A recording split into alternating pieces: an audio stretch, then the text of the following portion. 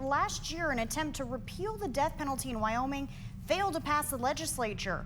This year, a similar bill has been introduced once again. KPVI News That Works For You journalist Kate Garner introduces us to a group of people working to end the death penalty, and it may surprise you who makes up this group. In 1993, when my mother was kidnapped and raped and murdered, I was 8 years old. Crystal Martin lost her mother as a child. Now, as an adult, she's speaking out to end the death penalty in her home state of Wyoming. The trauma of losing her mother meant years of struggles and counseling well into her teenage years. Then, at age 26, my mother's offender was up for a parole hearing because in the state of Wyoming, they were allowed to have a parole hearing after serving 10 years. Her mother's killer had been sentenced to 5 consecutive life sentences, but Martin met with the parole board to tell them she had forgiven the man. Got in the shower after the call and just cried my eyes out and didn't know what true forgiveness was. So it was my mission at that point in time to figure out what is forgiveness. So she studied criminal justice and learned about restorative justice. To understand what that really meant, she needed to meet the man who had changed her family's life.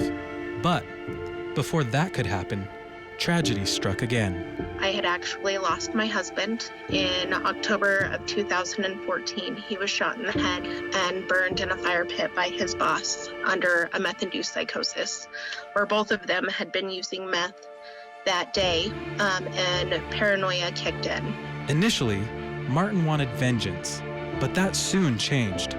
I did not want this man to die. This man had a 5-year-old daughter and a wife and family, and I didn't want them to be victimized by losing a family member just as our family had. Martin is now part of Wyoming conservatives concerned about the death penalty, and many members have similar experiences to hers. In 1990, Sue Debris was working as a pastor in Cheyenne when she got a call. Her oldest daughter had been killed in a domestic violence situation. This incident and her loss and the injustice that came about following that is going to dominate my life, or I'm going to find a way to keep moving on so I can be there for my other children and grandchildren and great-grandchildren. Just like Martin, Debris' way to move on was forgiveness. So, both women began focusing on capital punishment and the question of whether it aligns with conservative principles and values.